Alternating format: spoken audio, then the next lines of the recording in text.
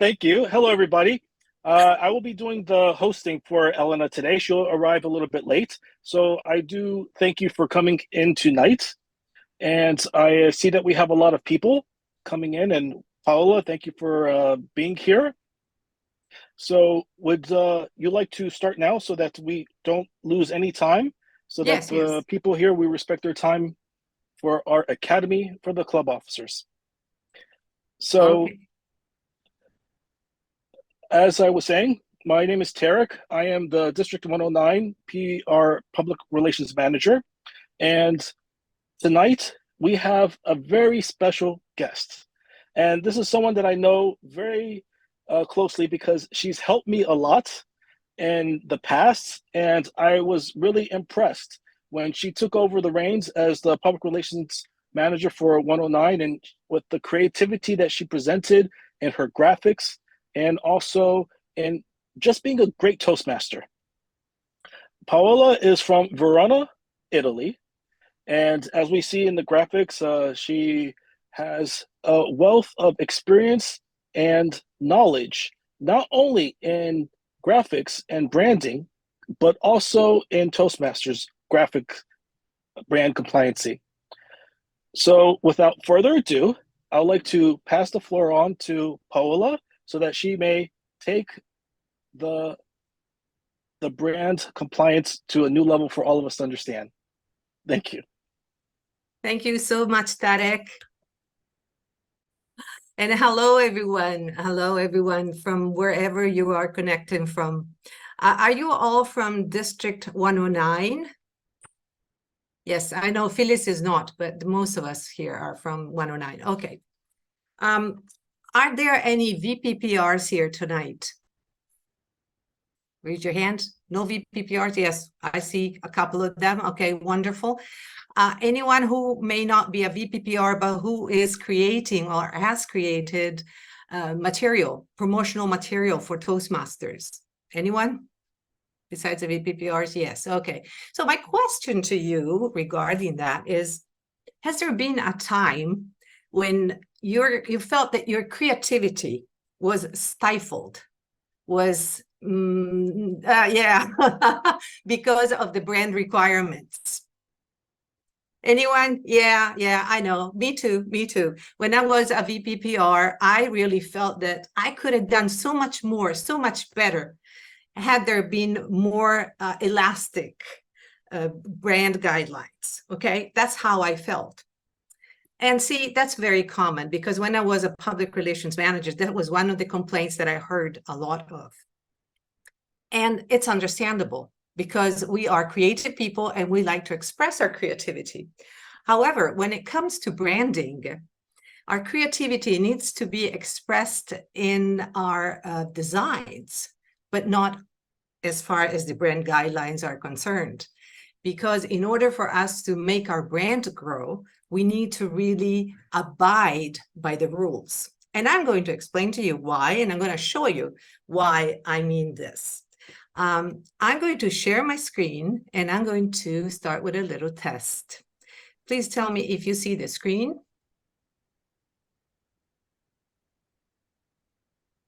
Is it okay? You all see it? Let me see. Okay. Yes. The gallery. Yes. Okay, I'm getting the gallery view so I can see you too. Okay, so here's the test. We're going to test brand recognition here. I am going to show you 3 logos, and I'm going to count to 3.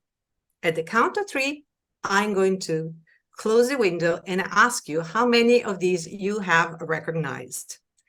Here we go. 3, 2, 1. How many did you guess? How many have you recognized? All 3 of them? All of them. All of them, of course.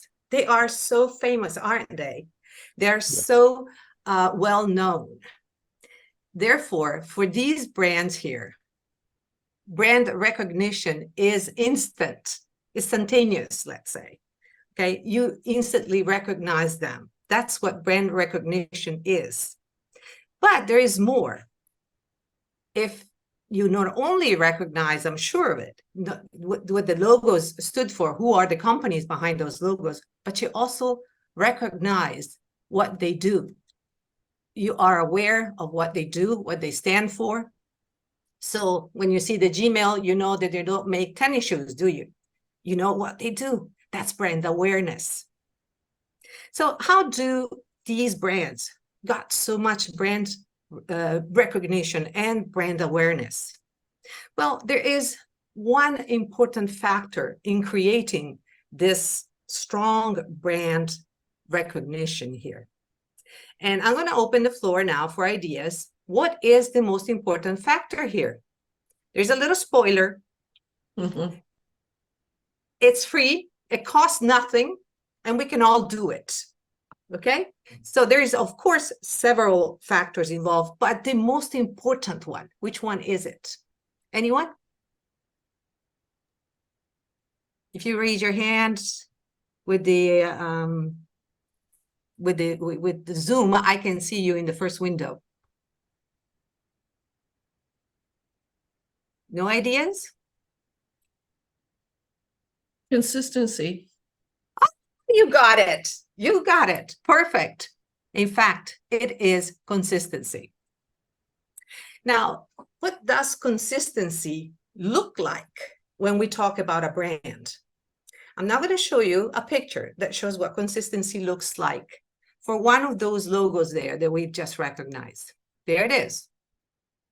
No matter where you are in the world, whether you are in Tokyo, in Istanbul, in Dubai, it doesn't matter. If you're hungry and you see those golden arches there, whether you love it or you hate it, but at least you know that there you can eat, don't you? And you know exactly what you're going to find there. This is what consistency looks like. Those arches there are the same throughout the world. So it's consistency through space. Now, consistency through space is what we just looked at. What does it look like in Toastmasters? Any idea?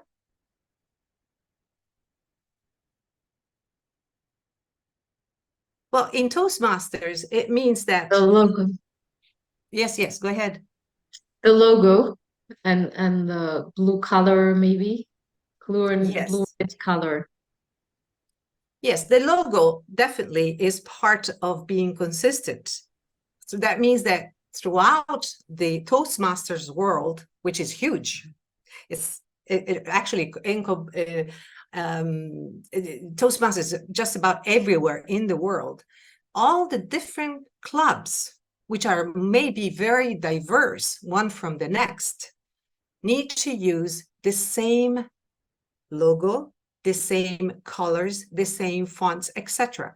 They need to show the brand in a very consistent way. That's why consistency through space. And then there is another element, which is time. Consistency needs to be carried out over time. And that looks like one VPPR training the next VPPR. And then that VPPR, the next one. So it goes on from one generation to the next, understanding that brand guidelines are very important and that brand consistency eventually will bring to brand recognition and brand awareness. Of course, Toastmasters already has a certain amount of brand recognition and brand awareness, but it is our job. No matter how small we are, we're just one little club. But our work, together with the work of all the other ones throughout space and time, will in time eventually bring a much better brand recognition and brand awareness so that Toastmasters International does become a household name. So let's have a look at our brand here. Now, the tone is set by Toastmasters International itself, of course. And we can see that from its website. We see the overall color scheme that they use. We can see the types of image that they use. Now, the types of image are very important. They need to express two main themes here, or two main subjects. The first one is the brand promise. And the second one is the brand personality. there has been several research done that an image is worth 60,000 words. That means that our brain processes images 60,000 times faster than any written word. So when we land on a page like this one, which is a website page, the first thing we notice is the picture. Even unconsciously, we may not even be aware of it. We just instantly pick up on it. And that picture tells us a lot of things. For Toastmasters, the brand promise is empowering individuals through personal and professional development. So that image there expresses that. And then the brand personality, which is, of course, universal. And it needs to have strong elements of leadership, dedication, and empowerment. So these are the kind of pictures that Toastmasters is showing on his website, and we should also be looking at. We will have a much closer look at pictures and photos in later slides. The fonts used, well, there may be wonderful fonts. I love calligraphy, but when it comes to creating material for Toastmasters, we have two fonts that we can actually use. Well, actually there are four, but two of them are paid ones, which are Gotham and Myriad Pro.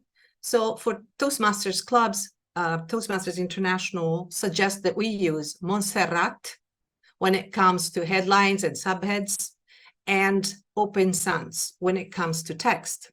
So if you are creating a blog article that relates to Toastmaster, or perhaps a flyer to distribute at your meetings, well, then you would use for the titles, the Montserrat, and then for the body of the text, you would use this Open Sans. That is being compliant. And finally, last but not least, is our logo. Well, the Toastmasters International logo is an integral piece of the brand's visual identity. If it is used properly, it will help to deliver a consistent experience across our diverse clubs. As I just mentioned this, the world is huge. We have so many clubs and they're so diverse, and yet by using the same elements, the same logo, the same colors, the same feel for the brand, we are going to create a consistent image. Now, I'm going to show you two things now. The first one is the brand compliant material. I found this on the internet. I created only one of these. The other ones I just got from the internet. As you can see, from the colors, from the images, from the look, it looks compliant. It supports the Toastmasters International brand image. The next page is non-brand compliant posters. These also I got from the internet, and they are all Toastmasters posters. As you can see, even though they look cute, and I love that dog there, however, it does not have anything in common with this. Is this something that it's very easy to spot, right? This has nothing in common with that. That means that if someone lands here on the Toastmasters International website and then finds your club, go to the club, and it goes to your social media pages, and it finds that there's a bunch of material there that has nothing, that does not look related to Toastmasters, sorry, to Toastmasters International. It does not look right. It sounds off. It's a little bit off. So let's have a look at the brand manual. I'm sure you all are familiar with the brand manual already, but there are a few things here that I would like to go over with you tonight before we go into the second part of this webinar, which has to do with how to actually create and level up our game when it comes to creating the posters, brand compliant posters. Let's start with the logo, which is, of course, one of the most important subjects. We have three types of logos. We have the round logos, we have the wordmark, and the lockups. They can be, the primary color is the colored one, the blue with the maroon and the yellow. Then we have the grayscale, and then we have the white. The same goes for wordmark and lockups. I did not put the white here because of space. However, they are also for you to use. When do you use one or another? Well, actually, that depends on the overall look of the poster that you are creating. The round logo is always great. However, for me personally, when I create a material that is intended for non-Toastmasters audience, that means for general audience, that maybe not does not know Toastmasters in the first place, I love to use the lockup, the Toastmasters International since 1924. The reason for that is that it's so easy to read for someone who is not familiar with the round logo. They just read that out, and it's easy for them to Google it. And then that since 1924 there tells a whole story, doesn't it? It tells that Toastmasters International, it's a company that's been around. It's an organization that's been around for 100 years, for 1 century. It's not easy to be on the market for 100 years if you don't share value, if you don't provide success to the people that join your clubs. I believe that our competitors, that I have not really researched this, but I'm sure that we have very few competitors that have been out there for 1 century. So we should be proud of this. And that little lockup tells the whole story. That's why I use it often. Now, logos do's and logos don'ts. It may seem obvious that we should not be changing the logo in any way. Now let's go back to McDonald's there.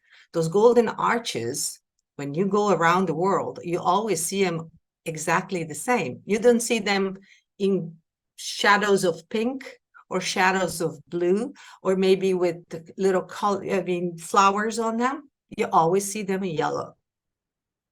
The logo will not be changed for any brand in any way. Unfortunately, I see that around the Toastmasters communities, people get very creative with the logos sometimes. And even Toastmasters International knows that, and they have put this in the brand manual. As you can see, there are several suggestions here, like logos should not be changed, the shape of it. You should not change its shape, its perspective, the color. Text should not be put over the logo, or maybe create some sort of a halo or light coming from it. And something that is not here, but I have seen around, is using the round logo instead of the letter O. I've seen it in a poster where they say Toastmasters, and the O of Toastmasters is the round logo. We should not be using that.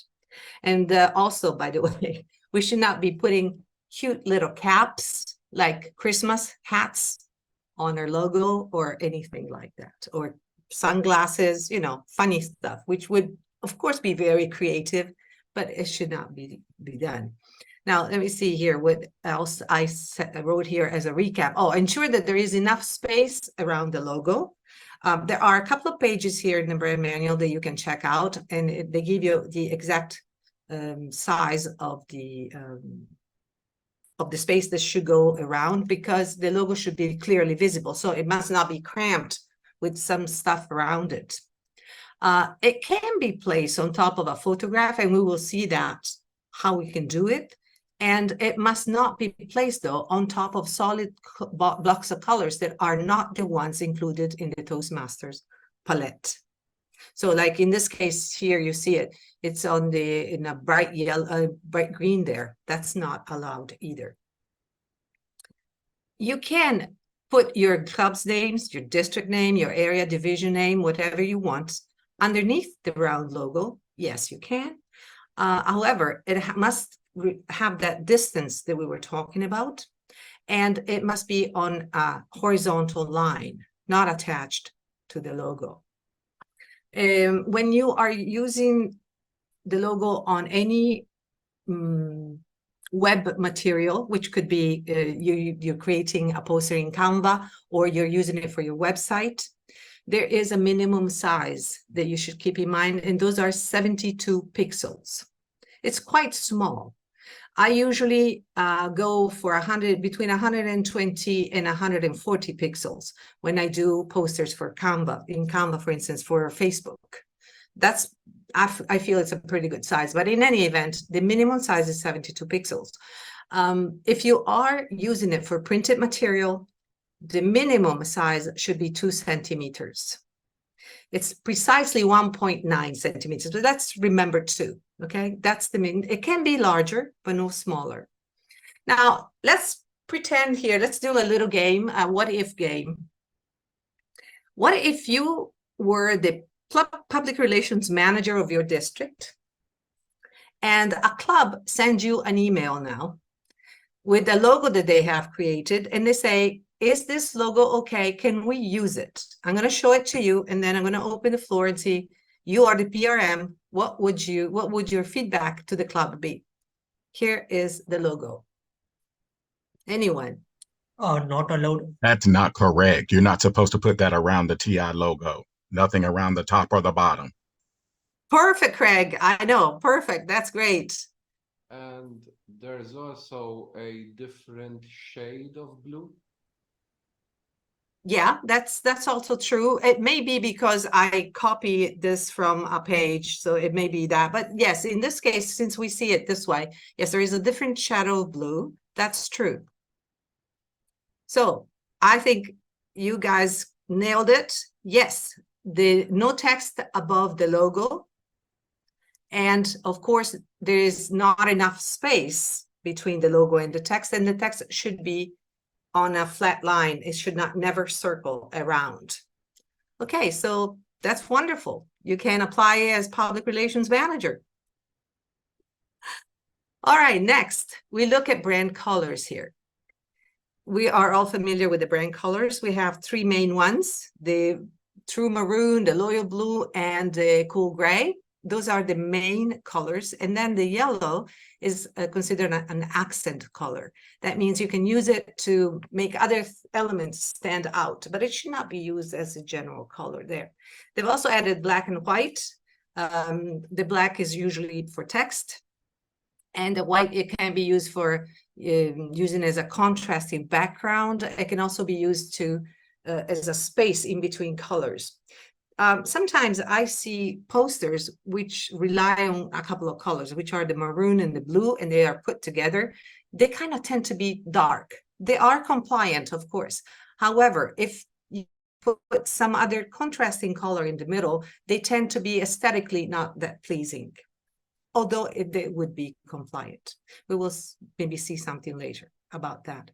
Now, the pictures, the photographs. This is one of the most important subjects here.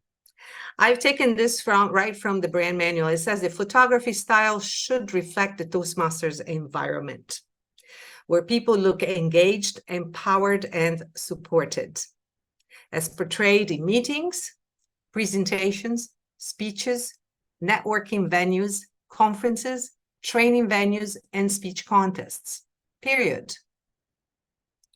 This is the kind of photography we should be using.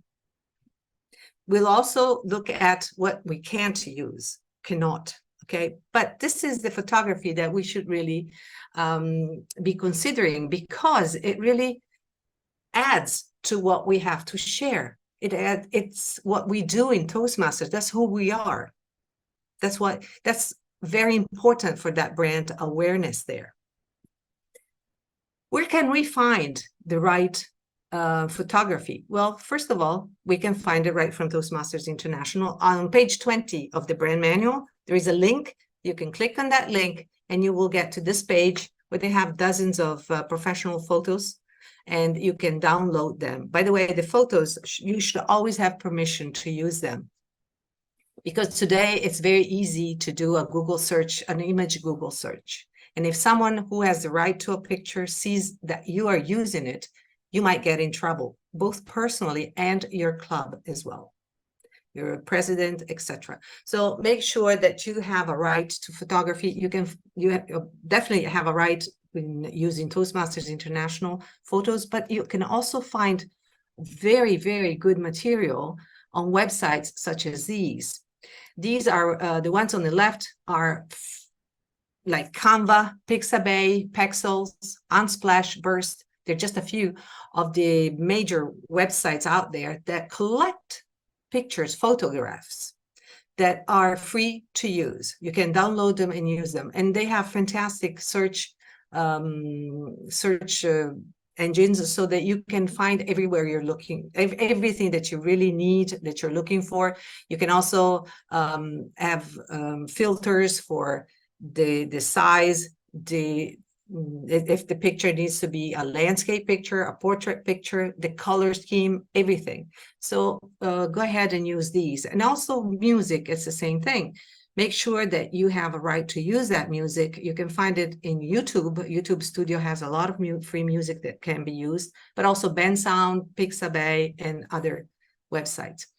So if you're going to add a little bit of a jingle bell to a little video that you're going to create for Christmas, make sure that you have a right to use that.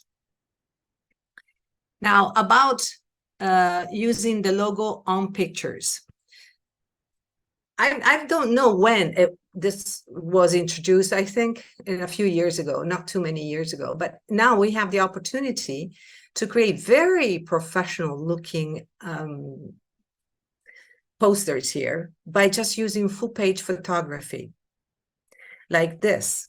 However, there are a few rules that we need to keep in mind when we're doing this. The first one is that the logo must have good contrast. Of course, this applies to any pictures that you're going to create, but especially on photographs. And the reason for that is that it needs to be fully readable, and it has to have enough space around it. Okay, so it stands on its own, it's readable and clearly visible. It must not be part of anything special in the photo. Okay, so it should not be a part of a word. It should not be part like a clock. Nothing. It must be somewhere that is not any special object. It does not make part of any special object. It must not cover people's faces. It goes without saying, and it needs to be placed in a corner. Now, the top left corner and the right bottom corner are the preferred ones. However, if those two corners are too busy, you might use the other two. The important thing is that it stays in a corner, not in the middle somewhere of the photograph. And now let's go to what is not permitted in artwork, because we looked at what we need to focus on: people in meetings, people in networking, people who are speaking, etc. But there are some no-nos, and those are children. Even if you do have the rights to the children's picture, please do not use children in any material that you create for Toastmasters International. The same goes with pets. They're cute, I know, I love them. However, we cannot use them for this brand. Food. This is a fun one because there are so many celebrations in Toastmasters. You know, our clubs maybe is having an anniversary, and we'd love to create a poster with a nice cake like this one saying that it's our club's anniversary. We cannot do that. What we can do, we can show people at the meeting having food, having a drink, etc., and networking. Yes, then food can be included. It's not unpermitted. However, it has to be in a context like that of a meeting. The same goes for landscapes on their own.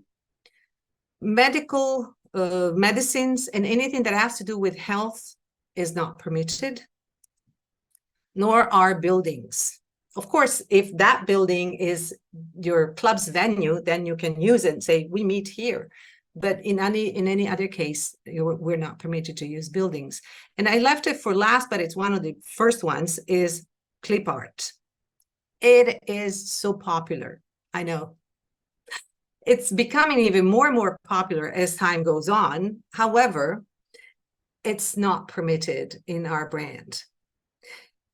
Little spoiler here. I've seen on Toastmasters International website and some of their material that they're starting to use clip art. So they may be working with it, to come up with some new guidelines. But for now, we don't have any permission to use clip art until some new guidelines come out. So these guys are the subjects that cannot go on our brand compliant material. Now, let's move on to the second part of the webinar and see how we can level up our designs. We're going to kind of do it together. Let's start with the first one. Now, is this brand compliant? Anyone? Yeah, it is. It is. There's nothing wrong with it. It's brand compliant. Does it look good? Nope. No, it doesn't. So being brand compliant is not, it does not mean exactly the same as being pleasant. This is very important to understand. One of the things, you know, Meta, which is Facebook, it's been doing a lot of research and about how people spend their time when they're looking at their feeds, their social media feed. And over time, they have found that attention spans are decreasing more and more so, and that we're now down to about 2 seconds per piece of artwork. I mean, per post. People, as they're scrolling down, they will pay attention to what you have created for 2 seconds or less. I know it's awful, but we need to face this. So if I create a poster that looks like that, nobody is going to be able to make sense of it within 2 seconds. So I put a lot of work into this, a lot of thought, a lot of time, and nobody ever is going to read it. So understanding this, I will show you what could look a little bit better. What I'm going to show you as improvements, there's something that come from me. Of course, you may think of other improvements as well, and you might even want to give me some feedback on that.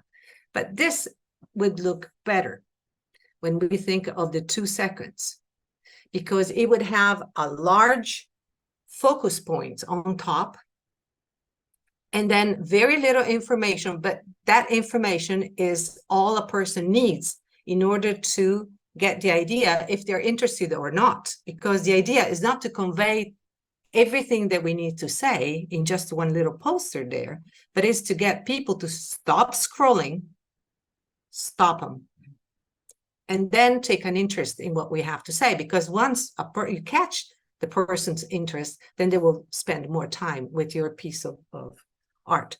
Is this a clear concept? Are there any questions about this?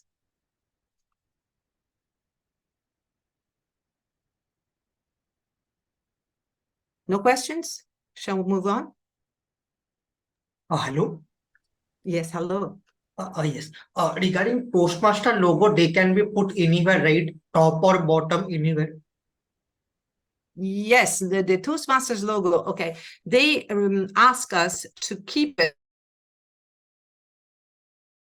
bottom right on average, but any corner will do if there is if it fits there.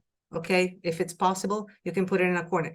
Here in the second poster, I could have switched the meeting theme over to the right and the logo to the left. I could have done that. Okay, but it's still compliant even if it's on the right hand side. I will show you later why sometimes I move the logos around. I have a question about the picture.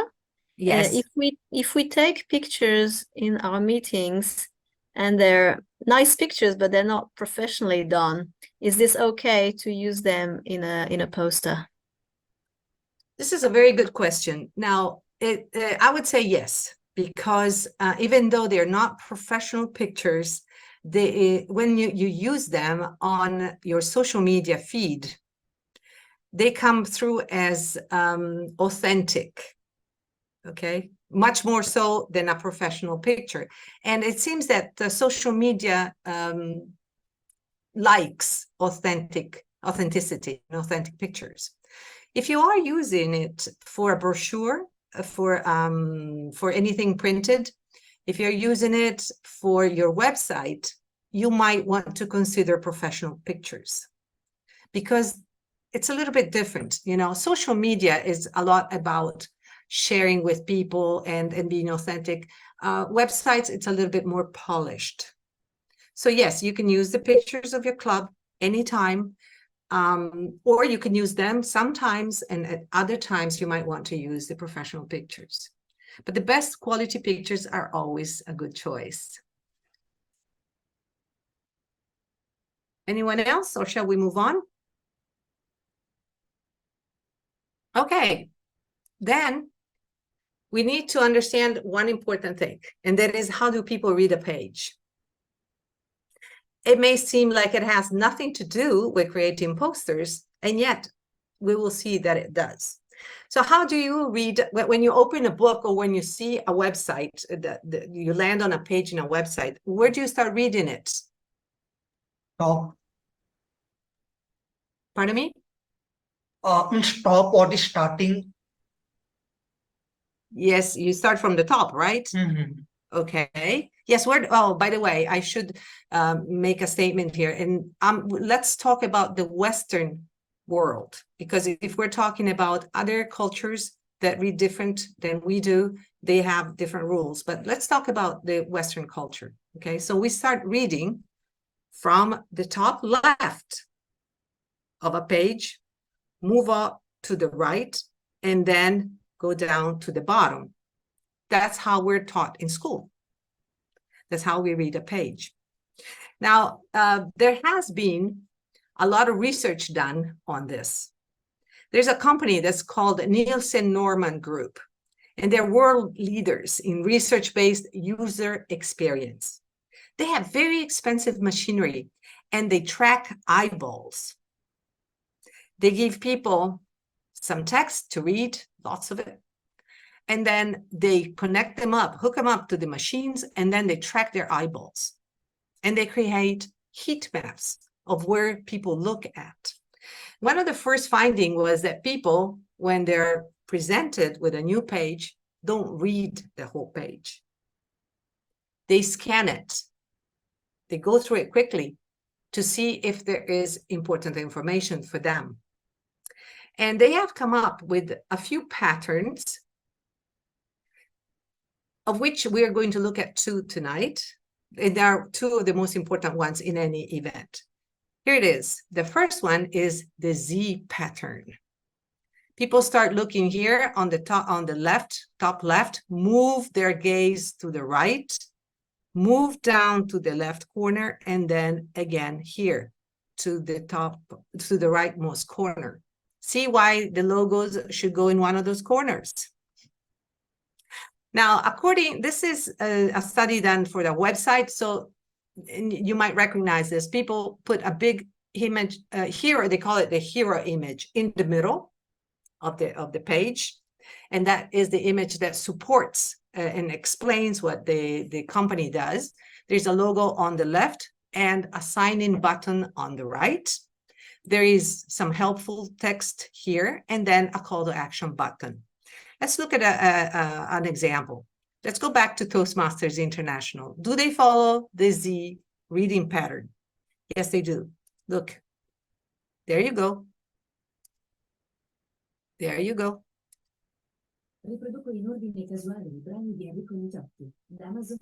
Sorry, there's Alexa started. Just a second. Echo, stop. Sorry, I must have said something, and Alexa started playing. Now, where were we? The Z pattern. Okay, so now they put the logo in the very We first can't hear you. place where people place their gaze at first. Next, they put the sign up button. For us, it's a find a club button right there. They put the hero image right here in the middle together with some text, helpful text. And finally, in the bottom line, they have a search for world-class speakers for your next event, which is a call to action. It works for websites, you might say. Well, what does it have to do with creating posters? Let me show you.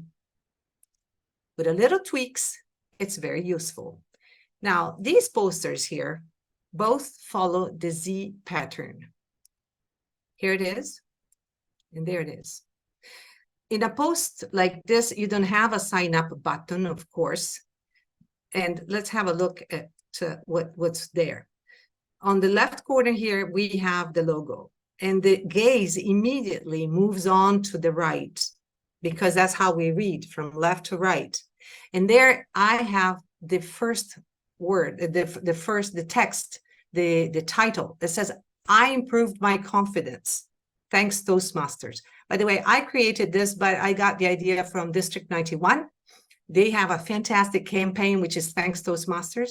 I find it's brilliant, because not only do they put the benefit right there at the top, I improved my confidence, but they also state it in a way that it's not something that is going to happen in the future, but that is already happened. It's already here.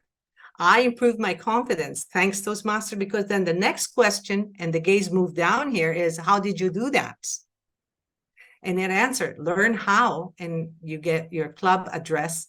And then here to the right, we have the call to action. You can write something like call us and put a phone number, or you can write the email. Okay, so this is the Z pattern there. The same thing goes here. I got everyone's attention, thanks Toastmasters. And you go down here and you find the Toastmasters logo since 1924. And then again, the call to action, learn how at your club's address. Is this pattern clear? Are there any questions about this? Okay, then let's move on to the second pattern. And that is the F reading pattern. This is used the most for blog articles. When you read you land on a blog article, what you're going to do is you're going to read the title first for the entire amount of the title. Then you're going to skip down to the subtitle and read it maybe half of it. And then the next couple of lines, and then drop down to the bottom. This is how people with their eyeballs tracked have shown that blog articles are scanned. If they find an interest in them, then they will start reading them. Can we use this F pattern for our posters as well? And the answer is yes. In fact, it's even of the one that is most used. Here is what it looks like. In this case, I put up a big picture that supports the main claim here that says, I nailed my interview and got the job. Thanks, Toastmasters. Okay, you see this young guy here in an office setting, and it's an F-shaped pattern because, as you can see, I put it into a block, into a colored block, so that it guides the eye along that block there. People follow it through to the call to action, which is at the bottom, learn how. This is one of the most used patterns, and we will see that later in Canva.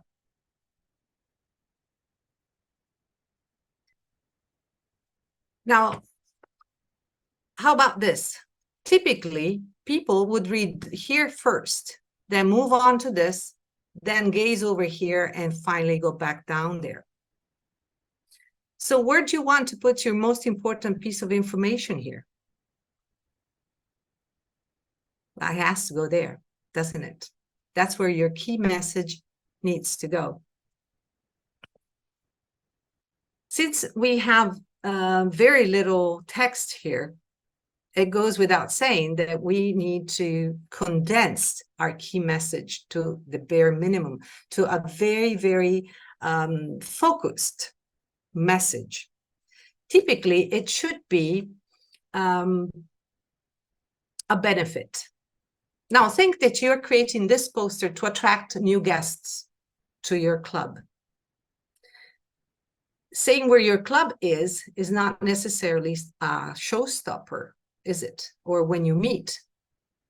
Your club number and name is not either.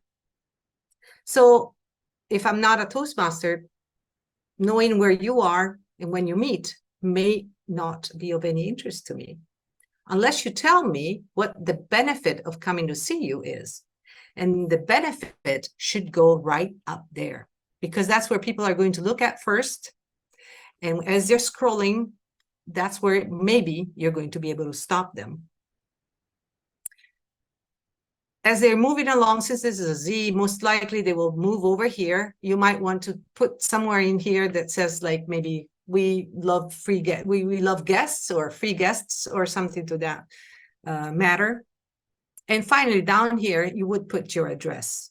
That's still an important piece of information, knowing when you meet and where you meet, but only after you got me interested. To get people to stop scanning, we need to use concise info. We already mentioned that. We need to use simple language. Don't use difficult words, difficult language. Make it readable for 8th, 9th grade. I think that for European, it's easier because for most of us, English is a second language. So we tend to use simpler English. And then use the right image. And by the right image, we talked already about it. It needs to be, anyways, an image that supports your main claim or the benefit that you show there. Remember, we process images 60,000 times faster than we do any written text. So when my brain sees that, even though I don't see it, but my brain has, and then I read the benefit over there, if they go together, that's a boom. That really makes it a lot powerful, more powerful, a lot stronger. And now let's do a little bit of exercises here. Now, here's two examples that I've created. One is an F pattern and one is a Z. Who can tell what is what? Let's start with the first one. Is it an F or is it a Z pattern? Anyone? F. Anyone else? Joseph says F.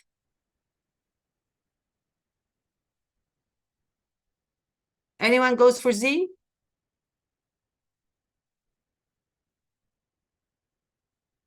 Wow, I must have been very effective in my explanation because you guys got it immediately. Yes, it's an F pattern. And so the other one next to it, it's a Z. It's very easy to see that it's a Z. From Tarek, it says an upside down F. Well, why, Tarek, do you say it's upside down?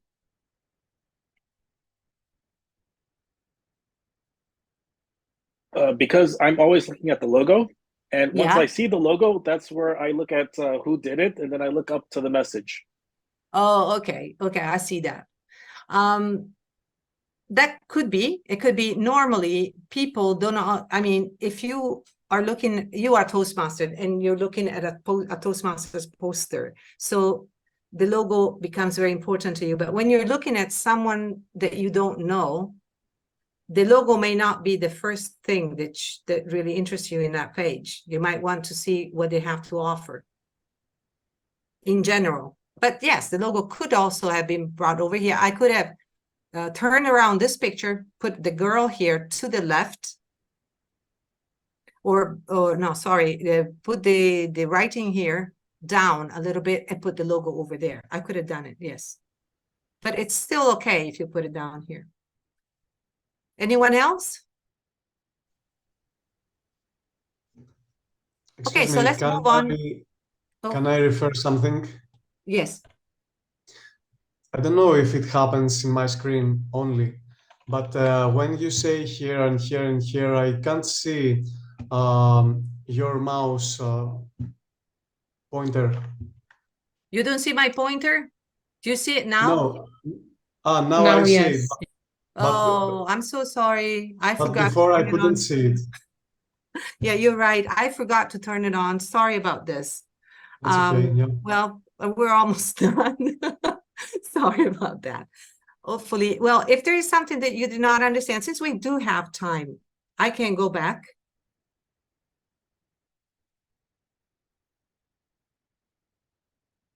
Okay, so let's move on to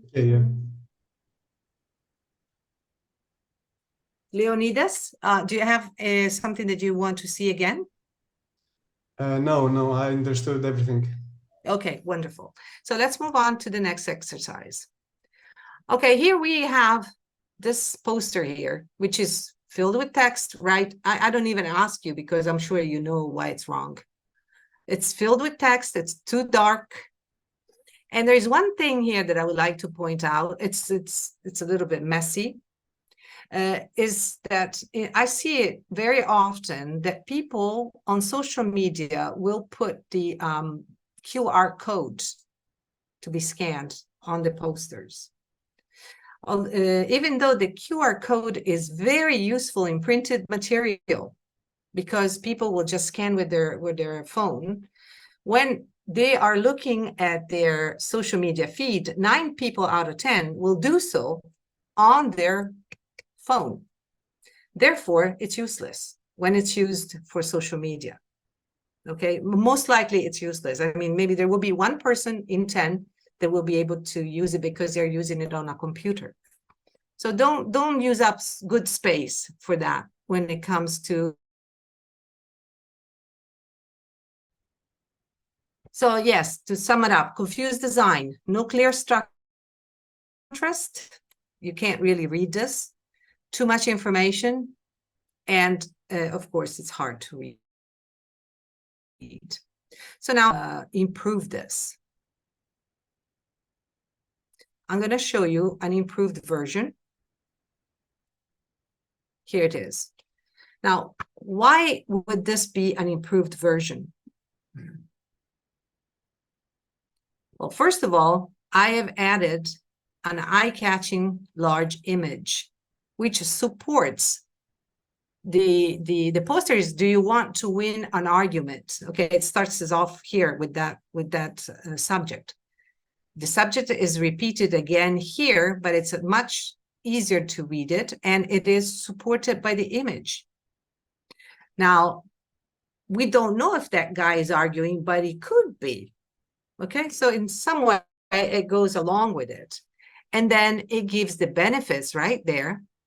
It tells you where to join them and that guests are welcome. I put this in to create a clear distinction between the right part with the image and the left part with the text. I created a box. And it's very easy to spot that it's an F reading pattern. Now, let's move on and raise the bar here. And I want to hear from you. How can we make this better? What can we do?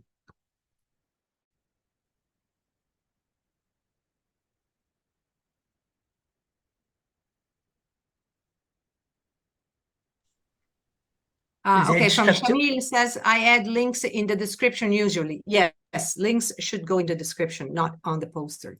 Sorry, who was speaking? Leonidas, yes. We could put the logo and the picture at the left side and the description on the right side. Okay, that could, yes, that could be a possibility. That would take the logo and put it on the left. Then you would also need to switch the picture to the left. Yes. Right? Yes, okay. Yes, yes. Yes. Joseph. Perhaps the call to action could be stronger in terms of size or color, so more distinguishable. Yeah, that could be a good idea. Yes. Yes, the call to action is always great to have it underlined more in a special way. Yes, true. Shamil? Yes, I would change the image to be not cut. And also I would play with the font sizes to create a font hierarchy. Like the most important would be bigger and the less is smaller or without boldness, let's say. Absolutely. Yes, that's a very, very good one. Hierarchy. We would need to talk about that as well.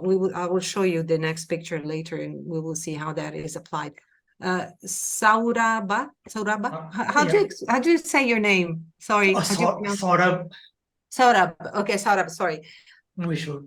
Yeah, what I thought that I think more colors should be used. We can see just blue are used, like some maroon, like yellow, some other colors to be used to make it more attractive. And another thing, some Z-like structure. These two I can think of. Yes, yes. Using some light colors like the yellow or the maroon would definitely make a difference. Yes. Perfect. You guys got very good ideas. I see that you have been following along very well. So anyone else? Or I will show you my idea of how it could be done better. But then, of course, we could redo this, incorporating all of your ideas as well. Probably I would add also bullet points for the benefits of meeting. Well, take a look here. Yes. Bullet points. That's very, very good. Adding color, like Saurabh said, the yellow, I added the yellow to the box as well as to the main idea, which is to win an argument. So it makes it stand out even more. And then for the benefits, critical thinking, debating, and tips and tactics, I have used the bullet points, plus I have also given it a different background, the white. Remember that we can use white to highlight certain areas to make text stand out more. So, and then I highlighted here, free guests are welcome, because I kind of felt that the fact that guests may, sometimes one of the questions the guests may have is it free? So having it there could be an important piece of information, but of course, we could also have done it differently, like put the highlight, the join us and the details here, and given it different priority.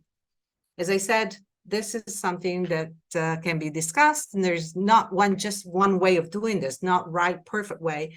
There are many other ways that it can be done. But in any event, as you can see now, let's go back to the other page. We started with the one on the left, move to the one on the right, and finally come to this. The same text, I mean, not the same text, but the same idea was conveyed in a much more, in a much easier way, that it can be read in those 2-3 seconds on a social media feed. Okay, so now I am done with the presentation itself. What time is it? It's 20. We have about a half an hour that where we can go to Canva, and I will ask you what you want to know. If I know how to answer, I will show you how to do it. Okay? Let me stop sharing here. And I just take a minute break because I need to go to Canva, and then I will share again. Just have a glass of water.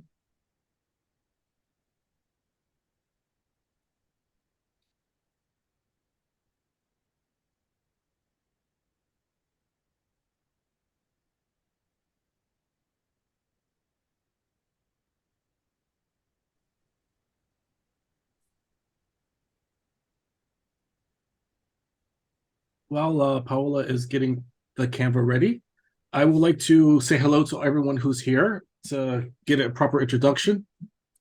And one person that I see that I would like to say hello to right away is Craig. Craig is world famous for me. And the reason why is because he's the first person who always likes my posts, shares my posts, and he's in my Hall of Fame. So thank you, Craig. It's good to see you here. And the next person I'd like to give a shout out to is Nestor. Nestor did a great job with the event that divisions C, D, and E did. And I want to thank you for coming here tonight and seeing you here. Thank you for the acknowledgements. Appreciate it. Sorry, I'm just in the hotel, work and business, never rest. Thank you. Okay, never rest. Okay, I like that. So I see Leonidas is here. Sarut. I'm sorry, you said it, but No issues, Mr. Saurabh. Sethi. I Yeah, say no Mr. issues. Sethi. Okay. Joseph, it's nice to see you. Phyllis, thank you for coming. Dor, nice to see you.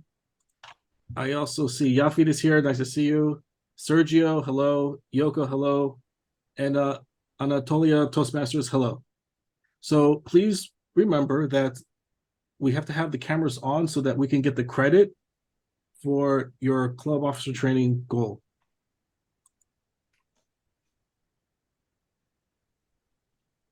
Whenever you're ready, Tarek, I can share now.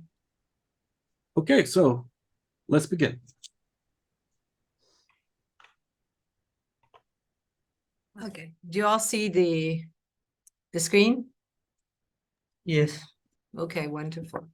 So what we are going to do now, I'm going to ask you, oh, by the way, I am using a free account here so that everybody can do exactly what I'm doing here tonight. Of course, I use a paid account, which has a lot more features, many more features. But tonight we are on a free account. The first thing that we need to understand on a free account when we set up the account for the first time is the brand page. On a free account, you're only allowed to add 3 colors to your brand. Does everyone know a little trick so that you can have all your colors? You already know it. So if you already know it, I skip it. It's very simple. What you need to do is you need to create a picture. Let's start with a poster, like this one, for instance. We go here. Oh, I cannot with Canva here. I cannot highlight what I'm doing, unfortunately. So I will try to explain it. I go to the left-hand column, to the second one where it says elements. And I am going to use a little square here and duplicate this square. Let me see. Okay.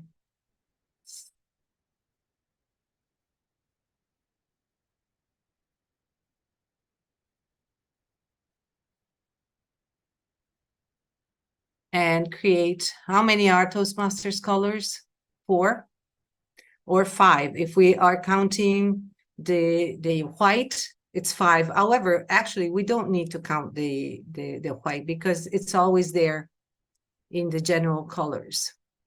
So what we can do,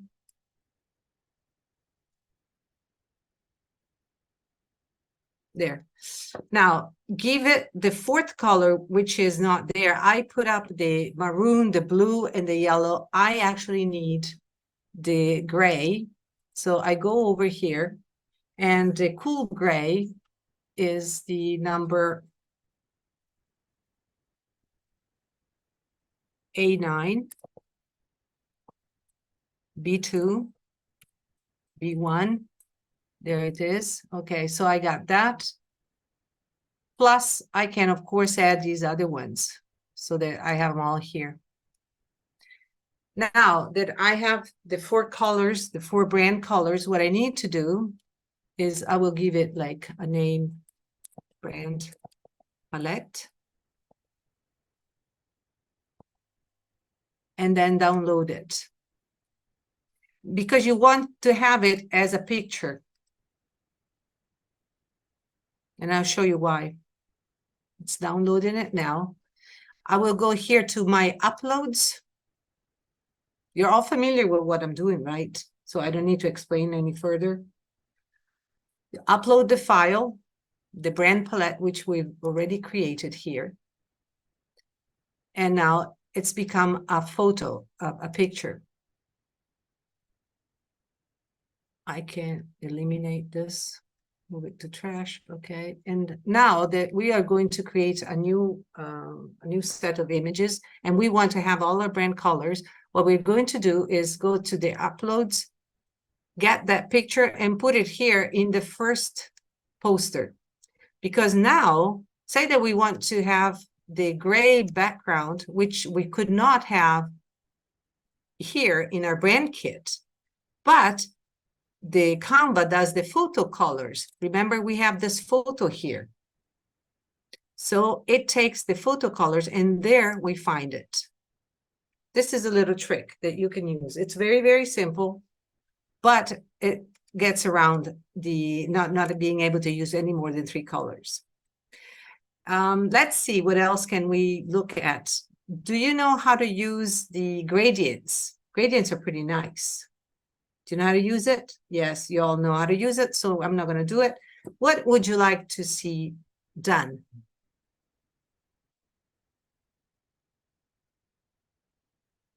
Yes, Tarek?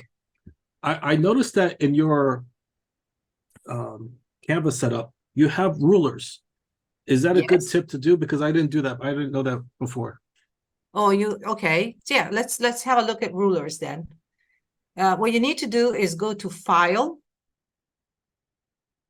Let me see, let me open. Maybe I can increase the sizes. Is this better if I increase the size like this? So we go to File, then we go to View Settings, which is the third from the top. And then you can either show the rulers and guides or add the guides. There is a difference. Show rulers and guides means that you can go over here. Let me see where it is. Where's the rulers? I forgot. Let me go back. It didn't get it. I'm going to add the guides. Okay, here is the guides. So you can have it divided into 12 sections, 6 sections, or a 3x3. You click Add Guides, or you can customize it. In this way, it's very easy when you create a poster to follow along. Say maybe you want to create add a square, you want to add something like this, like you can very easily see where to stop. Okay, when you're going to print this, these guides will not show. When you download it, it will not show the guides. This is also very useful for pictures because say that maybe you want to put a picture in here.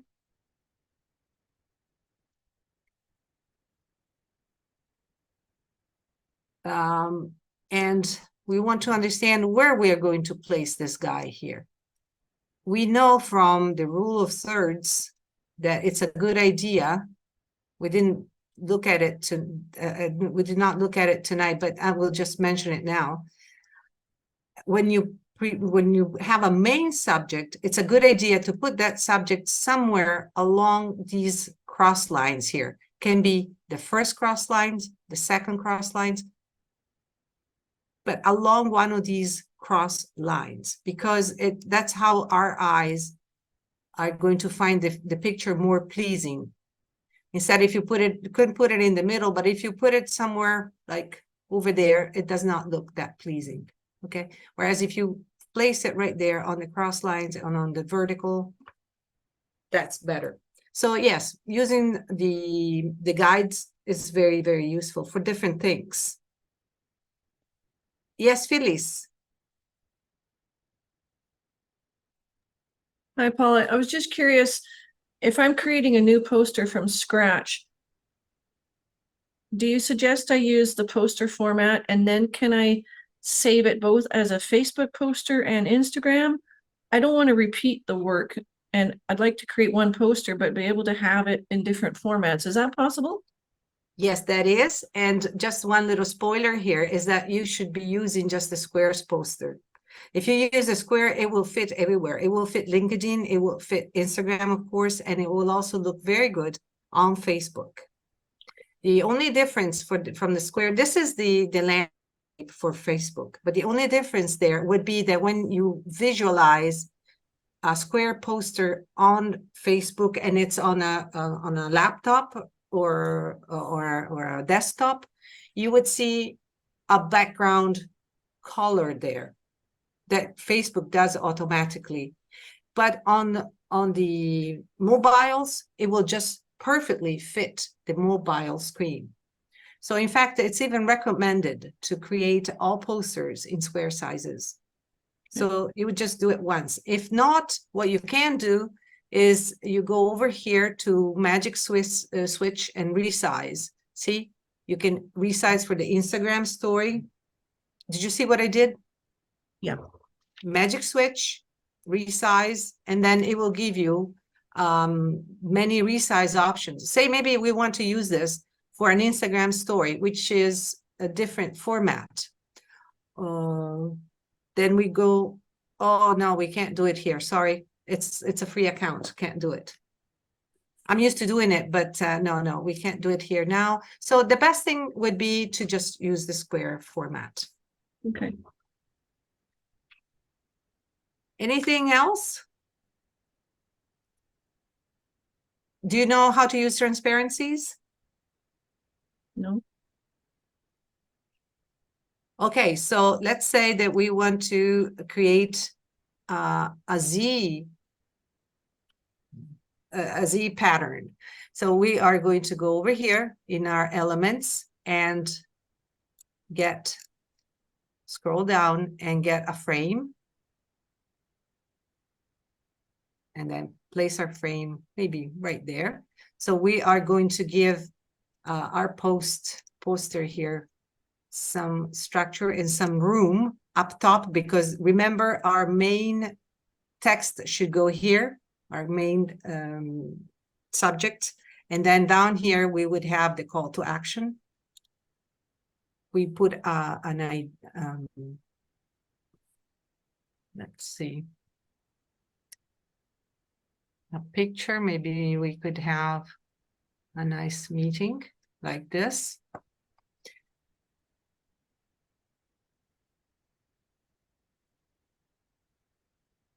Now, this we bring up front.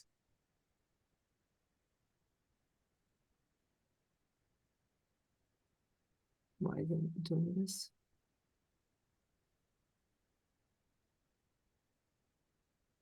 Oh, sorry, I made a mistake. I need to.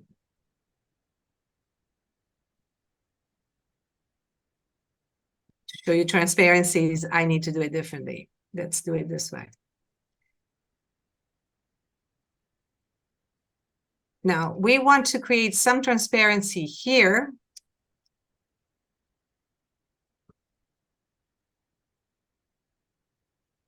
What you need to do is click on the solid color, go here where there's these 3 dots, and you see there is like a checkerboard here. By clicking on that, you will get the transparency function. 100 means that it's solid, 0 means that it's transparent. Toastmasters asks us to go to 70, but I find that usually 75 or 76 actually works best in the transparency. So at this point, you still see the people underneath of it. You still see, in this case, the ceiling. However, it gives you a good background to write your text on. You can do the same thing down here. Maybe now do it in a different color. And again, the transparency. There you go. Is this clear, Phyllis, how you do this? Okay. So, okay. Anything else? Or are there questions?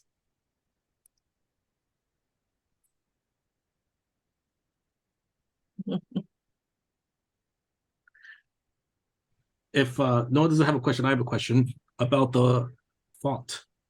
I was wondering, are you allowed to put outlines or shadows on the font?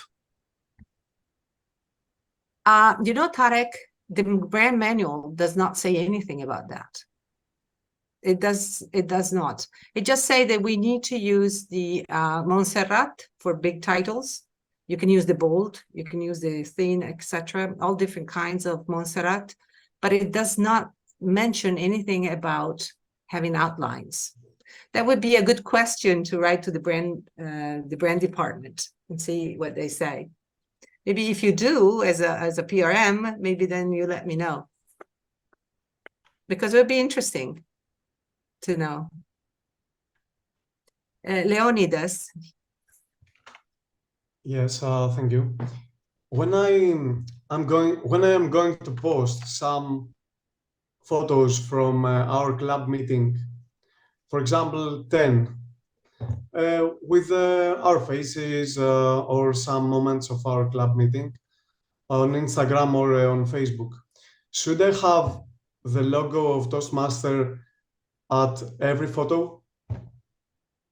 Let me see if I understand the question. You mean you have a page for your club? I have 10 of them, and I am going to 10. post them on Facebook, on a post, on a Facebook post. But how many pages? You have 10 pages? You're following 10 pages? Okay. So each page is a Toastmasters page? Is it for a club? It is a photo from our club meeting, our previous club meeting, for example. Oh, now I get it. So yeah, on your club page, you have different pictures of your club meetings. Yeah. I feel that there is no need to put the logo on anything that is that has to do with showing your club meetings per se. There is a difference between posts. Okay. There are posts that show what we are doing, and therefore there is no need to put any logo there. It's just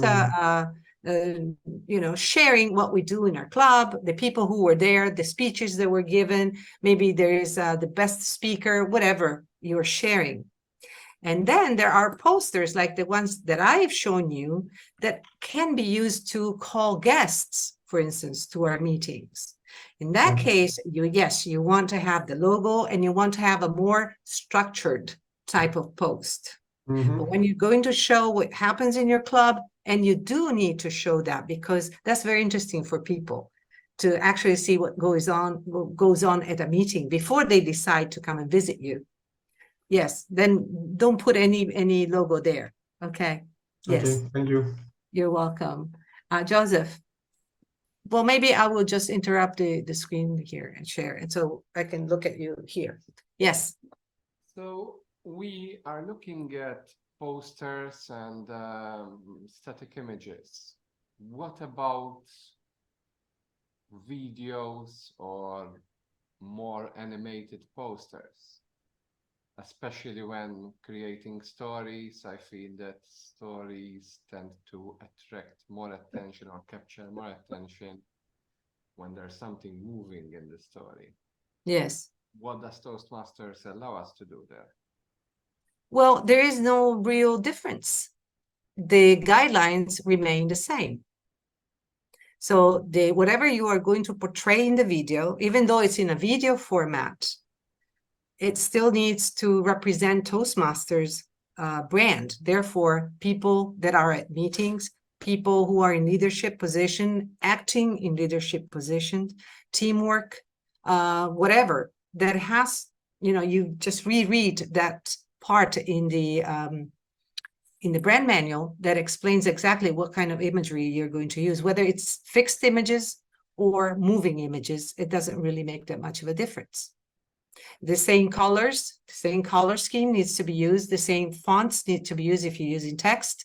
And if you're using music, make sure that you have a right to use that music. Also, Toastmasters says that if you really want to be sure, you should send them your video and get them to approve it. I find that usually that's not really necessary. But, if you really want to be sure, then you just send the brand. I don't have the brand email at the moment. Maybe Tarek has it. You could just write them an email and get them to approve it.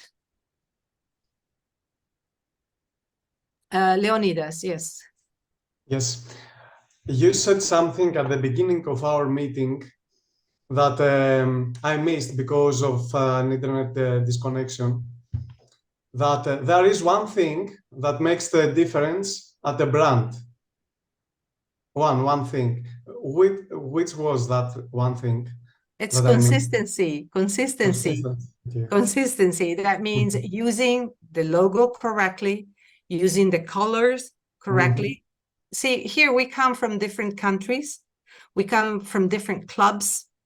Just how many are we? We're 16, 17 people here tonight. If we're all using different colors, different fonts, because, you know, we get creative, like I've shown earlier, the output, the material that we're going to create is not consistent.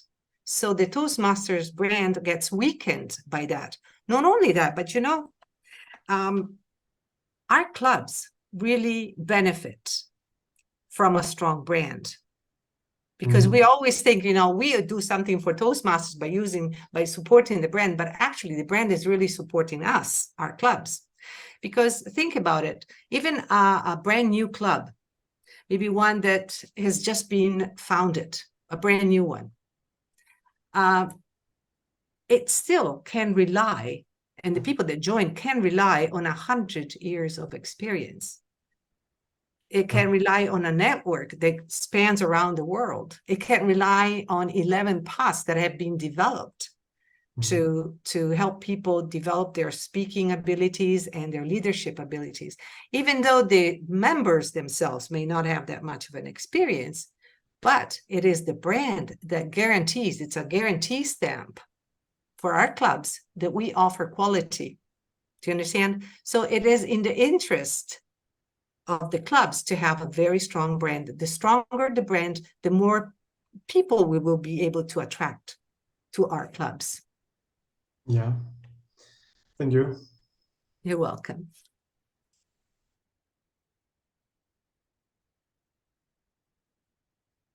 See, I saw that Tarek sent the address where people can write. Yes.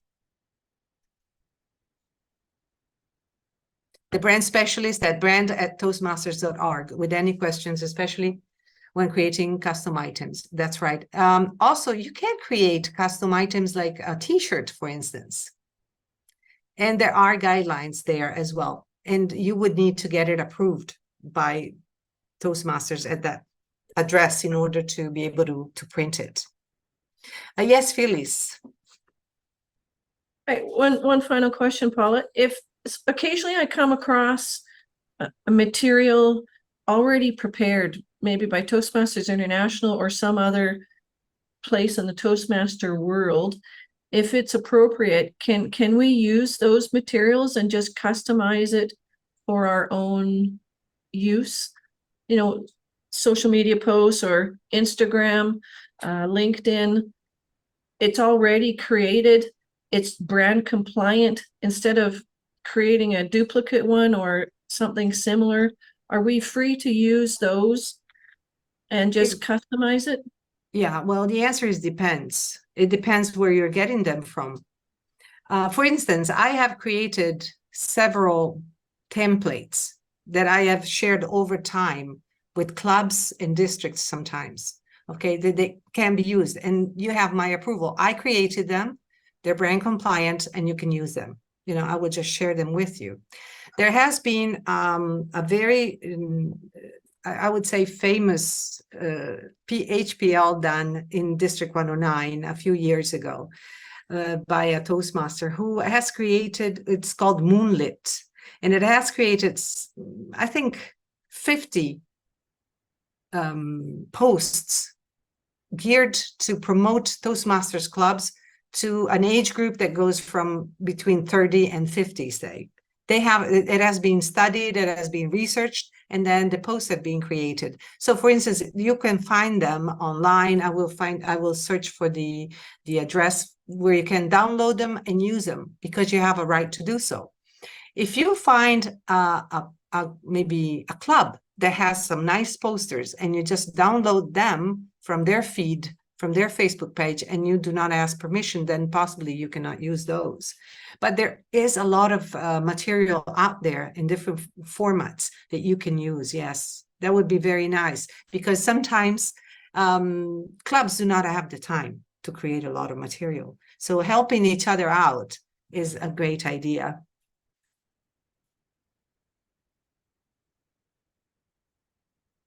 Let's see if I see anyone else here.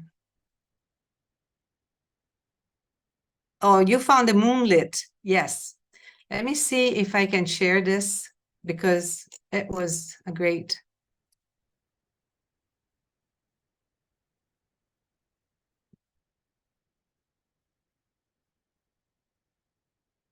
No, well, maybe you guys can go to it personally.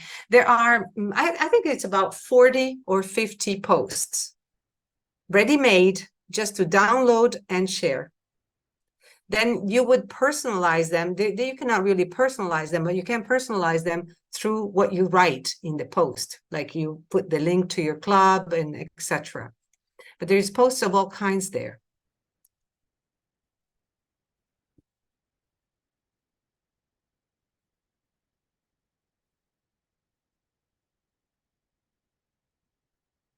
Is there something new that you have learned tonight?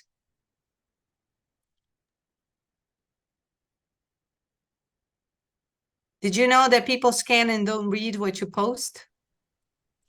For me, absolutely, the format, the layout was very valuable, and sharing how to create these layouts to effectively capture people's attention. It was a priceless piece of information to help me create more effective posters in future. Thank you very much. Well, thank you, Joseph. Yes, there is a lot of research behind that. A lot of research. So we should leverage it. You know, it is leveraged by big brands, but we can't just as well because it's very easy, as you can see. It's very, very easy to implement. And just by keeping in mind the Z and the F.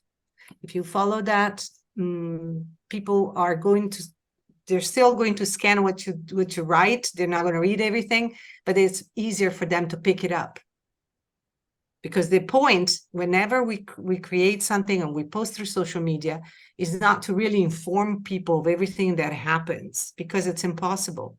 There is only one goal in mind, and that is to get them to stop and read it. And possibly, I even say, take them away from social media. A little trick that you can use is that in your caption there, you can say, you want to learn more, click here, and you take them to somewhere else. You can take them to your website. You can take them to Meetup. You can take them to Eventbrite. Any page that you have away from social media, because you know what happens when we are on social media. We get a notification. Oh my God. And you move away and then you lost the post.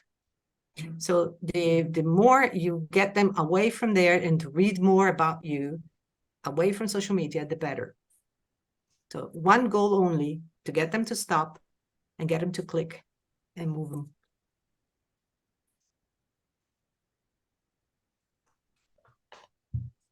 Yeah, I learned other sources to take photos and music from. Thank you for this. Yeah, you will love it, especially Pexels. I like Pexels a lot. Yeah. They have such good search engine, an internal search engine. You know, you can find all sorts of information there. And of course for Toastmasters, but then even if you're doing posters for yourself, if you have your own personal brand, if you have your own business, you will find lots and lots of stuff there. And you know, you sleep well at night knowing that you can use all those pictures. Nobody's going to come and knock at your door and ask you for money because. Yes. I chose my LinkedIn picture, not the main, the other one, from Pexels. Yeah, it's very, very good. Yeah.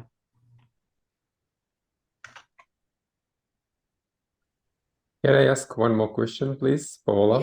Yes, Shamil. What can you recommend for clubs if they want to create a website for their clubs? What do I recommend in terms of which platform? Does Toastmasters have something that simplifies the process of creating a website, a simple website for the club, for your club. Let's say not district club, but local club in the city or something smaller. Yes, yes. Toastmaster has some templates that you can use. They have WordPress templates, I think. I think that Tarek can answer better than I can this question because he's very good with websites. To me, the answer would be it depends on who is doing it in your club. That means what's the level of experience? There may be someone who's already very experienced with websites, and they can take it and you know, read the manuals and then use everything independently, or they can go to the Toastmasters and use it. Now, Tarek, what do you say? Yes, Toastmasters does give you a free platform to have your club website. It's called Free Toast. And if you wanted to use a WordPress theme, there's a gentleman named David F. Carr. He has created this as his HPL project. The template you can use for your club, and it's brand compliant. And it's easy to use, right, Tarek? Yes. Yeah. So it depends, you know, if you have, sometimes clubs have very expert people. Other times they don't. So it depends on who's doing it. Like for me, I like to use website builders which are not WordPress because I find WordPress difficult.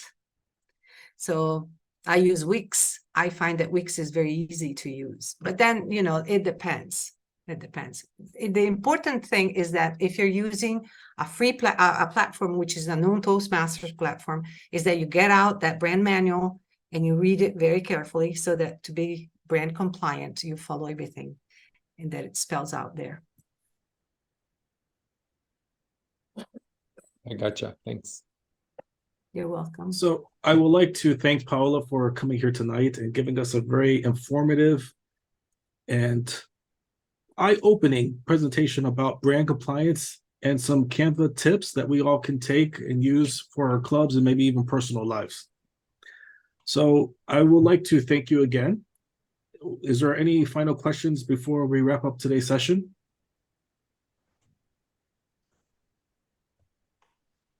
Okay, and if not, I'm sure you can contact Paola at her email, which she has put into the chat.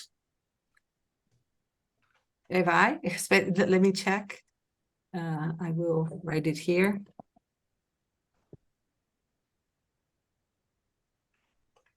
So if you like this, we have more club officer training events that are happening every single day until the 13th of December.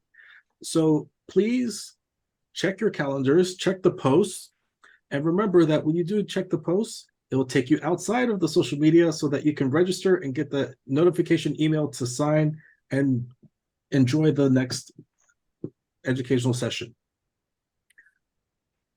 Thank you, and everyone have a great night. Thank you very much. So much. Thank you, Tarek. Thank you, everybody. Thank you for your questions, and thank you for being here.